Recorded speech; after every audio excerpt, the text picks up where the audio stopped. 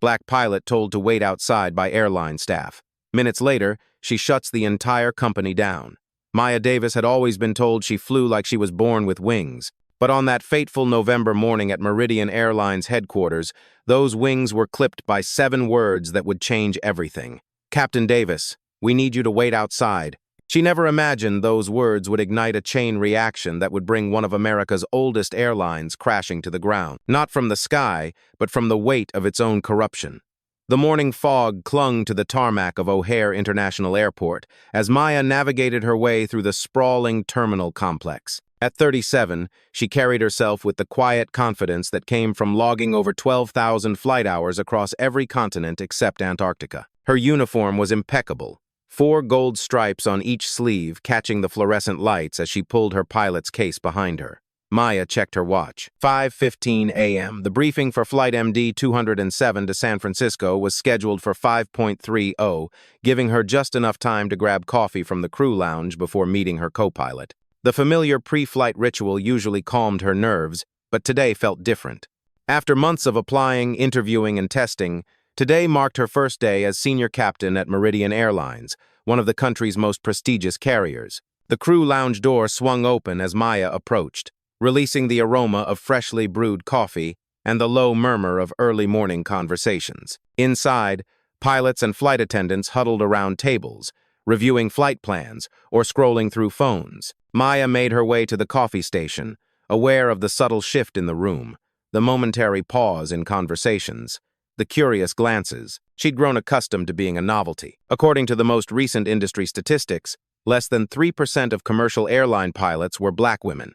"You must be Captain Davis," a voice said from behind. Maya turned to find a man in his 50s with salt and pepper hair and the same 4 gold stripes on his uniform. "Captain Rick White," he said, extending his hand. "Welcome to Meridian." "Thank you, sir," Maya replied, shaking his hand firmly. "It's an honor to join the team. Rick, please." He corrected with a smile that didn't quite reach his eyes. "I'll be your check captain for the next few weeks. I assume you've reviewed the flight path for today?" "Yes, sir, Rick. I've memorized Meridian's SFO approach procedures and studied the weather patterns. We're expecting some turbulence over the Rockies, but nothing unusual for this time of year." Rick nodded, his expression unreadable. "Good. The crew is waiting in briefing room C.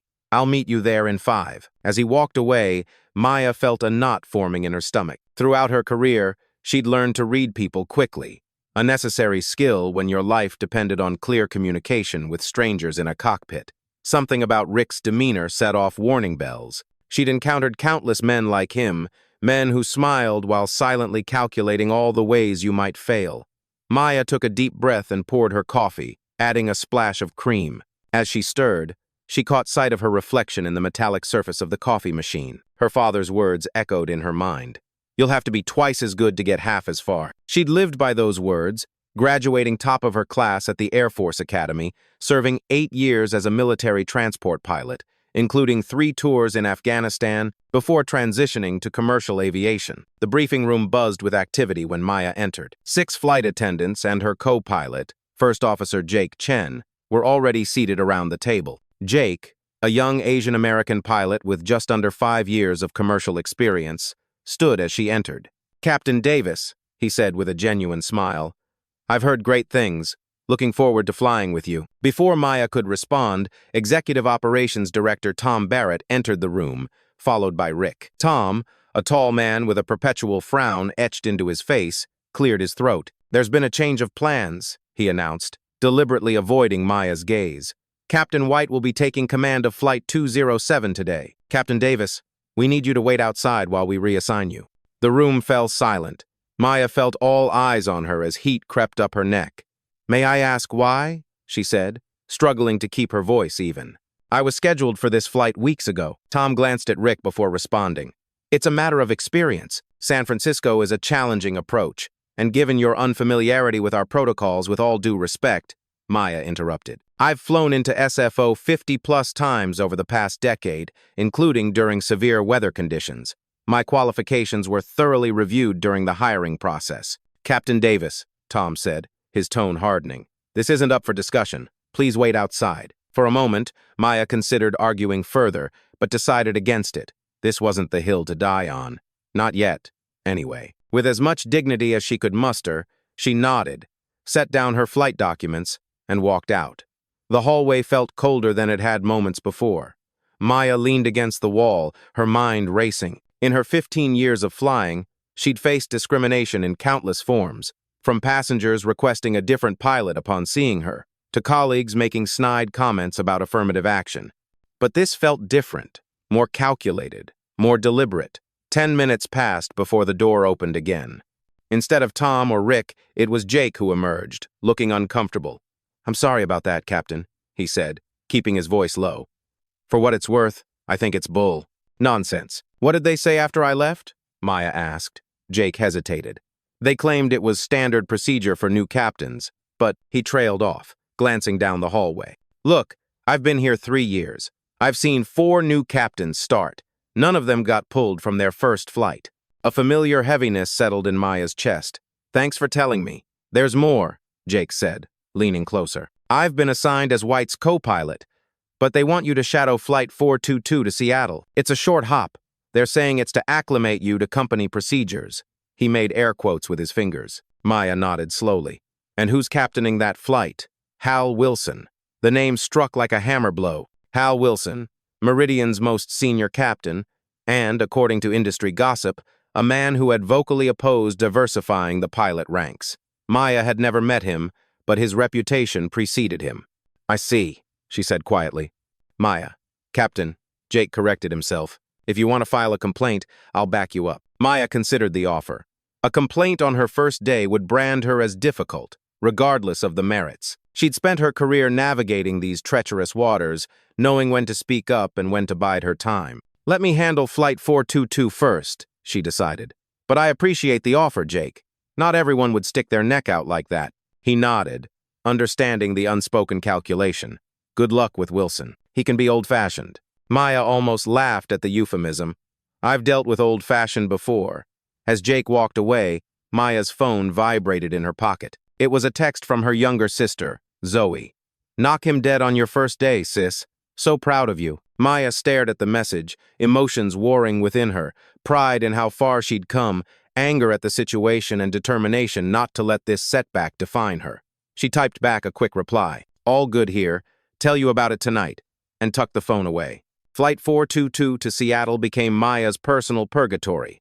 Captain Hal Wilson, a man in his early 60s with thinning gray hair and a permanent scowl, acknowledged her presence with nothing more than a curt nod before proceeding to ignore her entirely during pre-flight preparations.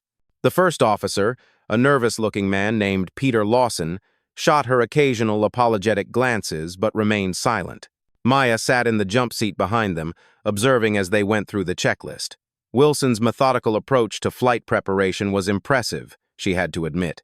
Whatever his personal failings, the man knew how to fly. But as the Boeing 737 pushed back from the gate, Wilson finally addressed her. "I don't know what kind of operation you came from, Captain Davis," he said without turning around. "But at Meridian, we do things by the book. No shortcuts, no improvisations." The implication was clear. He assumed she was less rigorous, less professional. "I understand, Captain," Maya replied, keeping her voice neutral. "Standardization is the foundation of safety." Wilson grunted in response, seemingly disappointed she hadn't taken the bait. The flight to Seattle was mercifully short, just under 2 hours. Throughout, Wilson made a point of narrating his actions in a condescending manner, as if Maya were a novice rather than a captain with thousands of hours of experience. She absorbed the humiliation silently, focusing instead on observing Meridian's specific procedures and protocols. During the descent into SeaTac, however, Wilson made an error. Minor, but noticeable. He entered the wrong frequency for approach control. Lawson either didn't catch it or was too intimidated to speak up. Maya hesitated for a split second before deciding to intervene. "Captain," she said calmly, "I believe Seattle approach is on 128.35 today, not 124.75. The cockpit went silent. Wilson's shoulders tensed visibly before he checked the approach chart. "That's correct," he said stiffly, adjusting the radio. "Thank you, Captain Davis." The acknowledgement clearly cost him, and Maya expected that would be the end of any interaction. But as they taxied to the gate after landing, Wilson surprised her. "You have a good eye," he said, still not looking at her. "Most wouldn't have caught that." "Thank you, sir. Don't misunderstand," he continued, his voice hardening. One good catch doesn't make you Meridian material. This airline has standards, traditions. Not everyone fits. The message couldn't have been clearer if he'd spelled it out. Maya felt a cold anger crystallize within her. With respect, Captain, traditions evolve. They have to. Wilson finally turned to face her, his pale blue eyes cold. Not at Meridian, they don't. The rest of the day passed in a blur of passive-aggressive slights and thinly veiled hostility. After returning to Chicago, Maya was informed she would be shadowing different captains for the remainder of the week. All men, all with reputations similar to Wilson's. The pattern was obvious. They were hazing her, hoping she'd quit. That evening, Maya sat in her newly rented apartment in Chicago, a glass of Cabernet in hand, as she video-called her sister. They did what? Zoe's indignation filled the screen, her lawyer's instincts immediately activating. Maya, that's textbook discrimination. You could sue them into oblivion, and then what? Maya sighed, sinking deeper into her couch. Be known as the black woman who sued her way into the cockpit? I'd never have the crew's trust. Zoe's frustration was palpable. So you're just going to take it? That's not the Maya I know. I didn't say that, Maya replied, a hint of steel entering her voice. I said, I'm not suing. Yet. There are other ways to fight. What's your plan? Maya took a sip of wine, considering. I need to understand what I'm dealing with. This feels organized, systemic. I need to know if this is isolated to a few dinosaurs or if it goes deeper. Be careful, sis, Zoe warned. These corporate types protect their own. I know, but I didn't come this far to be pushed out before I even get started. Later that night, unable to sleep, Maya opened her laptop and began researching Meridian Airlines more thoroughly. Founded in 1967, the company had grown from a regional carrier to a national airline with international roots. Its safety record was solid, if unexceptional. Its leadership was overwhelmingly white and male, with only 2 women on the board of directors and not a single person of color in upper management. More telling were the employee reviews on various job sites. Scanning dozens of posts, Maya noticed a pattern. Glowing reviews from white male employees contrasted with less enthusiastic ratings from women and minorities, who often mentioned old boy network and unwelcoming atmosphere, without providing specifics. Maya dug deeper, searching for any lawsuits or complaints against the airline. She found 3 discrimination suits in the past decade, all settled out of court with non-disclosure agreements. 2 involved female flight attendants. 1 concerned a Hispanic ground crew supervisor. She was about to close her laptop when a news article from 8 months ago caught her eye. Meridian Airlines faces FAA scrutiny over maintenance logs. The piece was brief, mentioning only that the Federal Aviation Administration was conducting a routine review of Meridian's maintenance procedures after minor discrepancies were found in their documentation. Maya bookmarked the article, making a mental note to look into it further. It might be nothing. All airlines faced FAA reviews periodically, but something about the timing nagged at her. Meridian had recently expanded its routes to include more international destinations, putting pressure on its maintenance teams to keep planes in service. Could corners be getting cut? The next morning, Maya reported for her shadowing assignment on a flight to Denver, this time with Captain Andrew Peterson. To her surprise, Peterson turned out to be cordial, if reserved. Mid-flight, after they'd reached cruising altitude, he turned to her. For what it's worth, he said quietly, not all of us agree with how you're being treated. Maya studied him carefully. But you're not speaking up either. Peterson had the grace to look embarrassed. It's complicated. Meridian is traditional. That word again, Maya noted, seems to cover a multitude of sins. Look, Peterson said, lowering his voice further, watch yourself around Barrett and Wilson. They've been friends for 30 years. Barrett protects Wilson and his circle no matter what. No matter what, Maya pressed. Even if they're putting safety at risk? Peterson's expression changed, a flash of unease crossing his features. I didn't say that. You didn't have to, Maya replied. Is there something I should know, Captain? Peterson faced forward again, his posture stiffening. I've said too much already. Just keep your eyes open. The cryptic warning stayed with Maya throughout the day. Between flights, she made a point of visiting the maintenance hangar, introducing herself to the ground crew under the pretense of learning Meridian's procedures. Most were polite, but distant. One technician, however, a middle-aged black man named Marcus Jones, warmed up when they discovered they had both grown up in Detroit. 23 years I've been keeping these birds in the air, Marcus told her, as he inspected an engine cowling, seen a lot of changes. Not all good. How so? Maya asked casually. Marcus glanced around before answering. New management's been pushing us to speed things up. More flights, less turnaround time. Some checks that used to be mandatory are now at technicians' discretion. Maya felt a chill. Is that legal? Gray area, Marcus said with a grimace. They've got fancy lawyers who know how to word things, so it sounds kosher. But between us, I wouldn't put my family on some of these planes. Before Maya could press further, a supervisor appeared, eyeing their conversation suspiciously. Marcus quickly returned to his work, and Maya thanked him before walking away, her mind racing with implications. Over the next 2 weeks, Maya endured the humiliation of being treated like a rookie despite her extensive experience. She was assigned to the least desirable routes, given minimal rest between flights, and subjected to excessive scrutiny of her performance. Yet she persisted, building a mental catalog of every slight, every deviation from protocol, every hint of something more sinister lurking beneath Meridian's polished exterior. She also began forming alliances. Jake, who continued to express his support. Lisa Kim, a flight attendant who had faced her own battles with the company's culture. And Marcus, who gradually shared more concerning details about maintenance shortcuts. Maya was careful in these conversations, never explicitly stating her suspicions or intentions, but making it clear she valued truth and safety above all. 3 weeks into her employment, Maya was finally assigned to captain a flight, a red-eye from Chicago to Las Vegas, typically unpopular due to the hour and the often rowdy passengers. Jake was assigned as her first officer, which she suspected was no coincidence. If they expected her to fail, they'd want a friendly witness. The pre-flight inspection raised Maya's first serious red flag.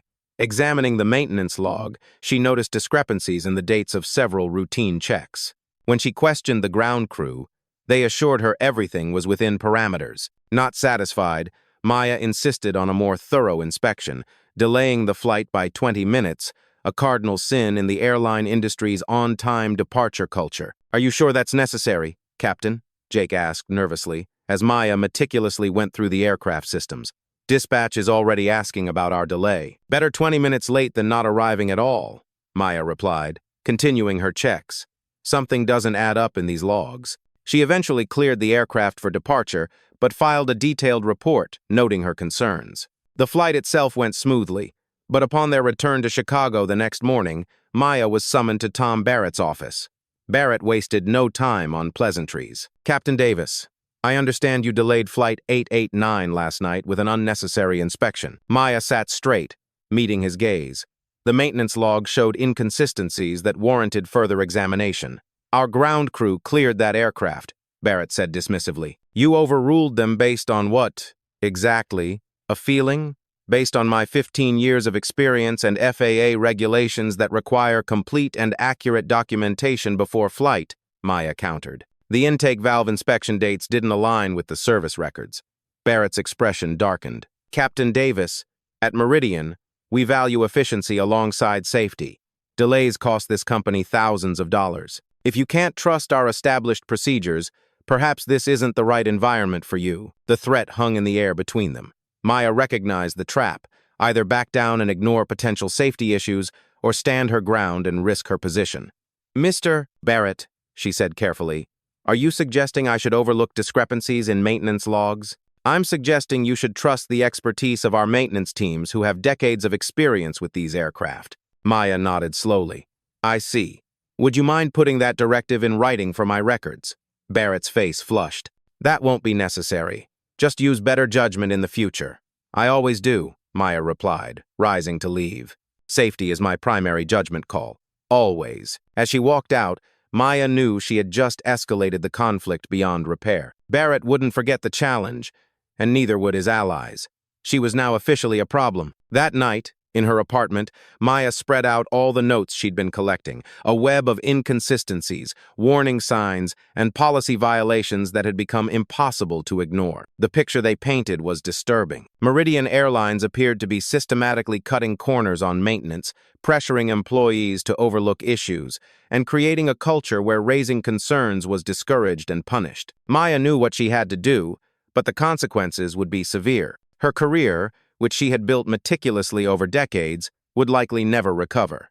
The aviation industry was small, and whistleblowers rarely found welcome elsewhere.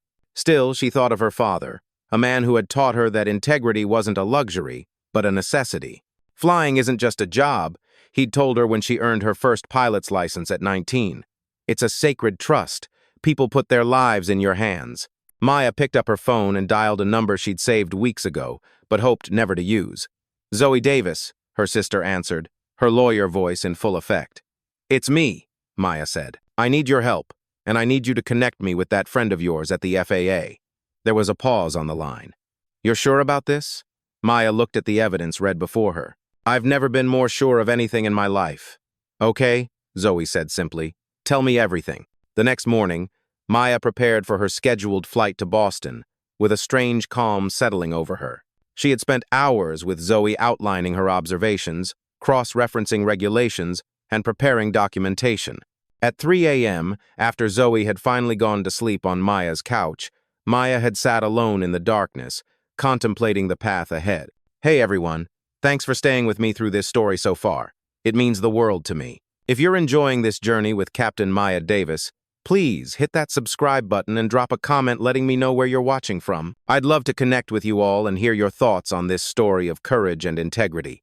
Now, let's get back to Maya's fight against Meridian Airlines. Before heading to the airport, Maya made two crucial phone calls. The first was to Zoe's contact at the FAA, arranging a meeting for the following day. The second was to a journalist at the Chicago Tribune who specialized in corporate accountability stories. Seeds planted, Maya headed to O'Hare with the weight of her decision settling firmly on her shoulders. The pre-flight briefing for the Boston route was tense. Word had already spread about her confrontation with Barrett. Some crew members avoided eye contact. Others watched her with a mix of curiosity and respect. Jake, assigned again as her first officer, gave her a subtle nod of support. As Maya reviewed the flight plan, Rick White entered the room unexpectedly. "Captain Davis," he announced, "there's been a change. I'll be taking command of this flight." Maya looked up from her paperwork. "On whose authority?" "Executive operations," Rick replied, not bothering to hide his satisfaction. "They feel a more experienced captain is needed for today's weather conditions." Outside, the Chicago sky was clear blue with forecasts showing perfect flying conditions all the way to Boston. "I see," Maya said, keeping her voice level. "And what will my duties be?" "You're being reassigned to administrative tasks. Report to HR when we return." The humiliation was calculated and public, a message to everyone watching. Maya could see the discomfort on Jake's face, the mixture of pity and fear in the flight attendants' eyes. They all knew what was happening, but none dared speak. Maya gathered her things with deliberate calmness. "Very well. Good flight, everyone." As she walked out, Lisa Kim, the senior flight attendant, followed her into the hallway. "This isn't right," Lisa said in a hushed voice. "What they're doing to you, it's okay," Maya assured her. "Some battles aren't meant to be fought in the open." Lisa hesitated, then pulled out her phone. "I have photos," she said, her voice barely audible. "From Flight 336 to Toronto last month, the cabin pressure valve had a crack. Visual inspection failed. They cleared it anyway because delaying would have triggered crew rest requirements and canceled 3 more flights." Maya's heart raced. "Lisa, that's serious." "I know, that's why I documented it. I've been keeping records for months, but I was afraid." She trailed off, looking over her shoulder. "I could lose everything." "You still could," Maya warned. "Are you sure?" Lisa nodded firmly. "What's the point of having a career if people could die because I stayed silent?" Maya felt a surge of emotion, gratitude, admiration, and a renewed sense of purpose. "Send everything to this email," she said, scribbling an address on a piece of paper. "It's secure." "And, Lisa, thank you." Throughout the day, Maya moved through Meridian's headquarters with a deliberate air of compliance. She reported to HR as instructed, where she was informed she was being placed on administrative review, pending an evaluation of her compatibility with the company culture. The HR representative, a nervous young man who couldn't meet her eyes, had her surrender her ID badge for a temporary one that restricted her access to most areas. Maya accepted the restrictions without complaint, knowing that appearances now mattered more than ever. As she sat in the bland corporate HR waiting area, completing pointless paperwork designed to occupy her time, her phone vibrated with incoming messages. "Jake, this is wrong. Let me know how I can help. Marcus, need to talk. Maintenance Bay 3430, important." The most surprising message came from Peter Lawson, the first officer who had flown with her and Wilson.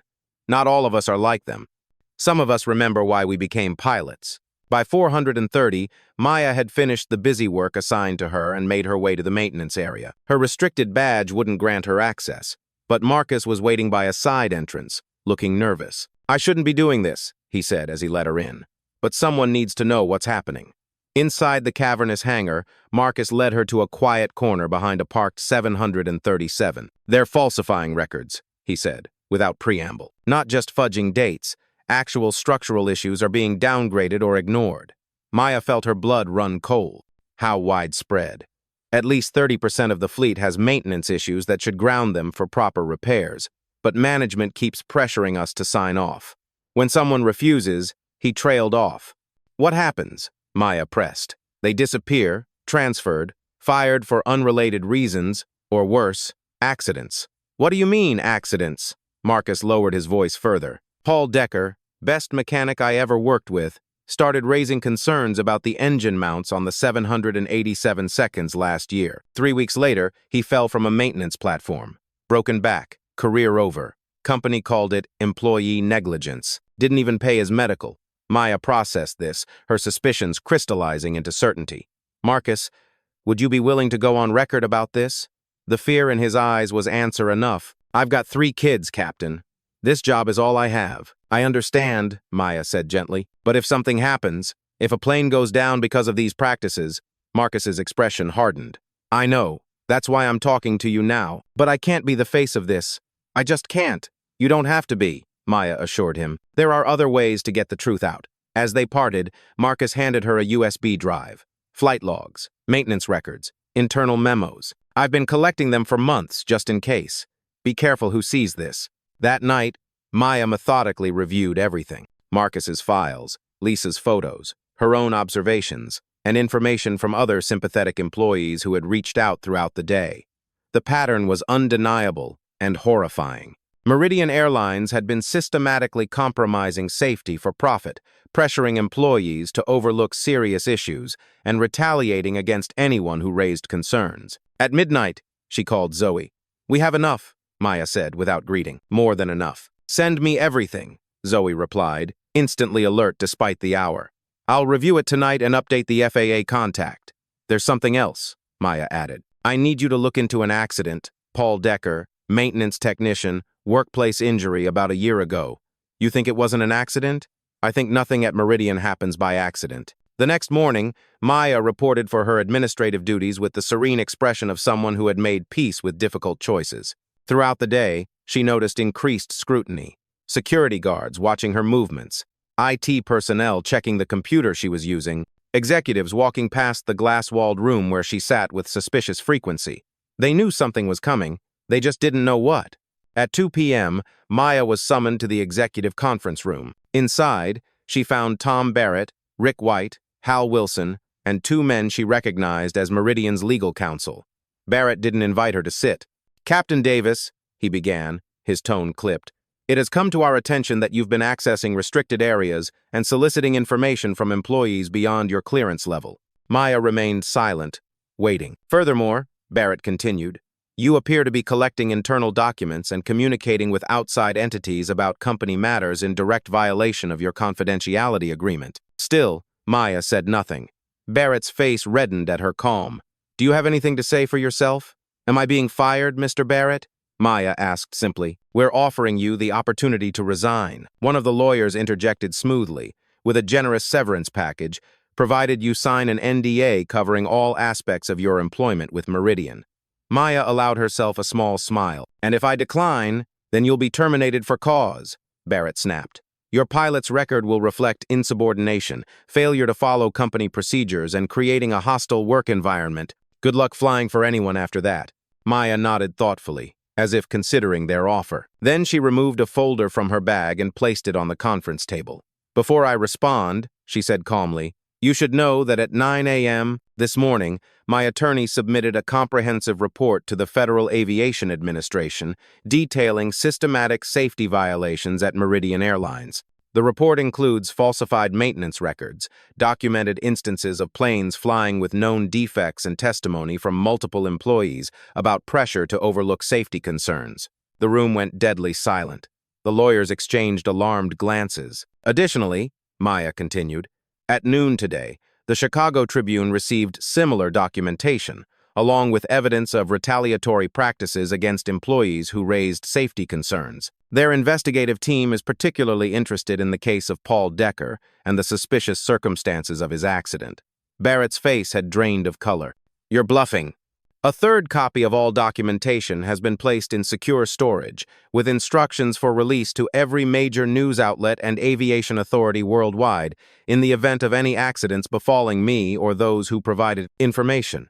Maya met each man's eyes in turn. "So, no, Mr. Barrett, I will not be resigning or signing your NDA." Wilson slammed his fist on the table. "This is blackmail." "No, Captain Wilson." Maya corrected him. "This is accountability," one of the lawyers whispered urgently to Barrett, who looked increasingly panicked. "What do you want?"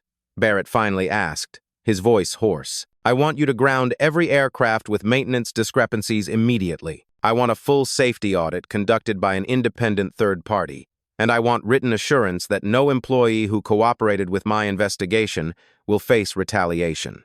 Maya's voice was steady, unwavering. "Those are my non-negotiable terms." "That would bankrupt the company," Wilson protested. Maya raised an eyebrow, as opposed to what happens when the FAA revokes your operating certificate or when families of passengers learn you knowingly flew unsafe aircraft. The second lawyer pulled Barrett aside for a hushed conversation. After several tense minutes, Barrett returned to the table, defeat evident in his posture. "We'll need time too." "You have 1 hour," Maya interrupted. "After that, I call my contacts and tell them to proceed with full public disclosure." The next few days unfolded like a slow-motion collapse. Meridian announced an emergency maintenance review, grounding nearly 40% of its fleet. Flights were canceled, passengers stranded, and the company's stock plummeted. The FAA launched a formal investigation, sending teams of inspectors to comb through Meridian's maintenance records and physical aircraft. Maya found herself at the center of a gathering storm. The Tribune's expose hit like a bombshell, followed by coverage from national network. Former employees came forward with their own stories, creating a damning picture of a once proud airline that had sacrificed safety for profit. Barrett, White, and Wilson were placed on administrative leave, pending the investigation. The board of directors, desperate to salvage the company's reputation, issued public statements promising full cooperation and fundamental reforms. 6 weeks later, Maya sat in a small cafe across from Meridian's headquarters, watching as workers removed the company's iconic logo from the building facade.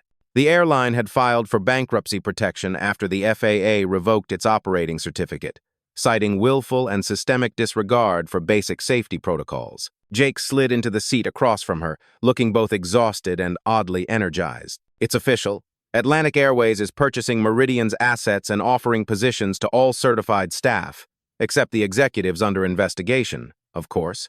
"And you?" Maya asked. "Have they approached you?"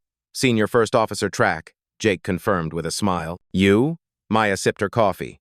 "I'm still considering my options." In truth, she had received offers from 3 different airlines, all eager to demonstrate their commitment to safety and diversity by hiring the whistleblower who had brought down Meridian. She had also been approached about consulting roles with aviation safety organizations and even a book deal. "Whatever you decide," Jake said seriously, "you changed things. Not just at Meridian, the whole industry is doing internal audits now.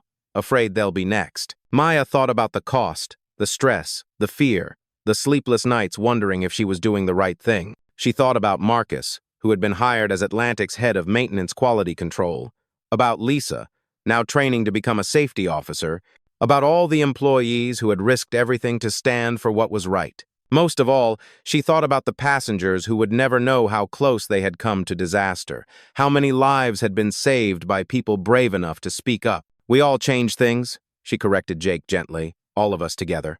As they sat there watching Meridian's final dismantling, Maya's phone rang. It was Zoe. "Have you seen the news?" her sister asked, without preamble, about the Atlantic purchase. "Jake just told me." "No, about Barrett and the others. The Justice Department just announced criminal charges, reckless endangerment, fraud, obstruction of justice.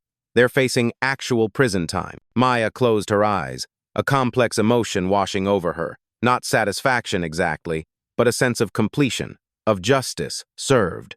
"There's something else," Zoe continued. The FAA is creating a new Aviation Safety Oversight Committee. They want you on it. Maya watched as the last piece of Meridian's logo came down, leaving only the ghost of its outline on the building wall.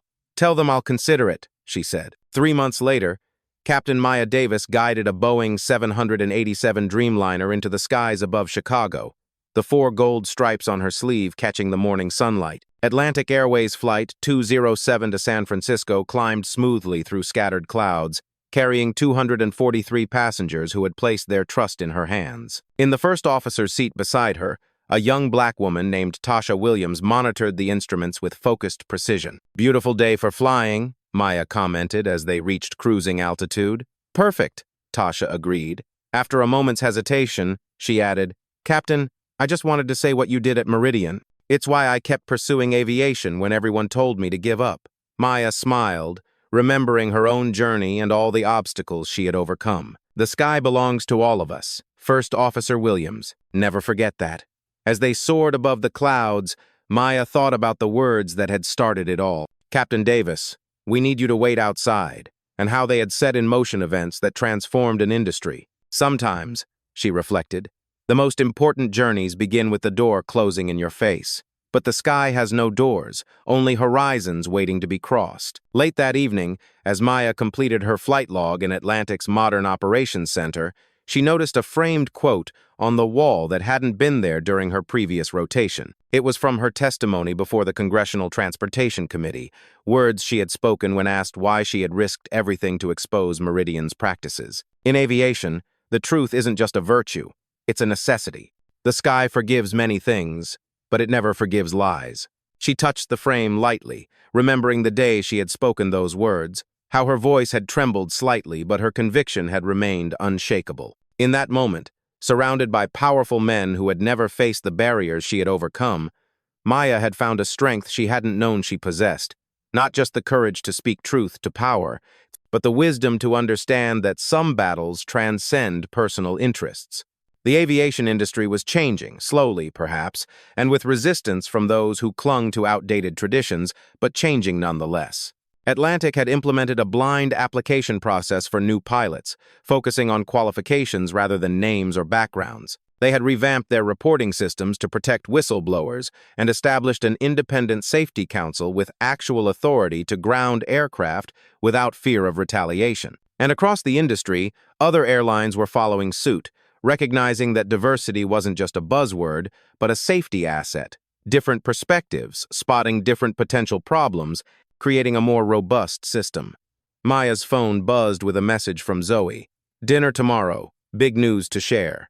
Maya smiled, typing back, "Your place. I'll bring wine." As she gathered her things to leave, Maya paused to watch through the window as ground crews prepared aircraft for the next day's flights. Technicians moved with purpose, inspecting, checking, verifying. No corners cut, no details overlooked. In the distance, a plane took off, its lights disappearing into the night sky. Maya had always loved that sight, the miracle of human ingenuity lifting thousands of pounds of metal into the air, defying gravity through scientific precision and human determination. But now it carried new meaning. Each departing plane represented not just technological achievement, but moral victory, the triumph of integrity over expediency, of courage over complicity. "Captain Davis." Maya turned to find Atlantic's chief pilot, Sarah Chen, approaching with a smile. "I've been looking for you," Sarah said. "The Academy of Aviation Safety wants you to speak at their annual conference. Something about changing corporate culture from within." Maya laughed softly. "Not sure I'm the best example of working within the system. Sometimes breaking the system is exactly what's needed to rebuild it properly," Sarah replied. "Will you consider it?" Maya looked back at the night sky, at the distant plane now just a moving star among real ones. "Yes," she said. "I think I will." In the months and years that followed, Maya became known not just for her skill in the cockpit, but for her unwavering advocacy for safety and equality in aviation. She mentored young pilots from underrepresented backgrounds, testified in support of stronger whistleblower protections, and eventually joined Atlantic's executive leadership team, the first black woman to serve as vice president of operational safety at a major airline. The industry magazine that had once ignored her achievements now featured her on its cover with the headline, "The Pilot Who Changed Aviation."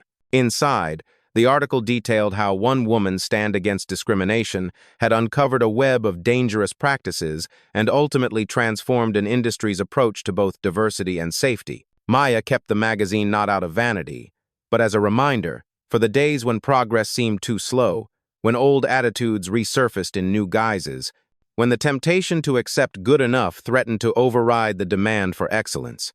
On those days, she would remember standing in that hallway outside the briefing room, told to wait while others decided her fate. She never waited again, and she taught others not to wait either, not for permission to speak truth, not for recognition of their worth, not for a place at tables where decisions affecting lives were made. Sometimes, the most revolutionary act is simply refusing to wait outside.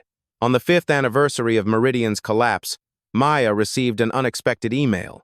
The sender's name made her pause. Rick White. Captain Davis, it began formally. You may be surprised to hear from me. After much reflection during my community service sentence, I've come to recognize the harm caused by my actions and attitudes. While nothing can undo the past, I wanted you to know that your courage forced me to confront truths I had spent a lifetime avoiding. The aviation world is better because you refused to be silenced. For whatever it's worth, after all this time, I am sorry. Maya sat with the message for a long while, emotions complicated and contradictory. Not just for the apology itself, which felt simultaneously too little and remarkably significant, but for what it represented, the possibility of genuine change, even in those who had seemed most resistant to it.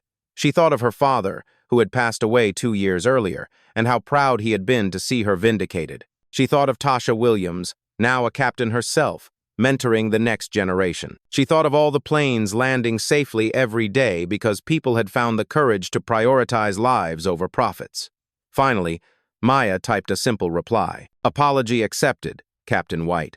The sky belongs to all of us. As she pressed send, Maya felt something settle within her. Not an ending, but a continuation. The story of Meridian Airlines and its downfall had become part of aviation history, a case study in ethics courses and safety manuals. But Maya's own story continued to unfold, page by page, flight by flight, truth by truth. The airline industry, like society itself, remained imperfect, still struggling with biases both obvious and subtle, still balancing competing priorities of profit and safety, still needing voices brave enough to speak unwelcome truths. But change had taken root, growing steadily through cracks in old systems. And somewhere over the vast American landscape, Captain Maya Davis guided her aircraft through the boundless sky, a sky that had never cared about the color of the hands on the controls, only about the competence, courage, and integrity of those who dared to navigate its endless blue frontier. The horizon stretched before her, open with possibility. Maya smiled and flew on.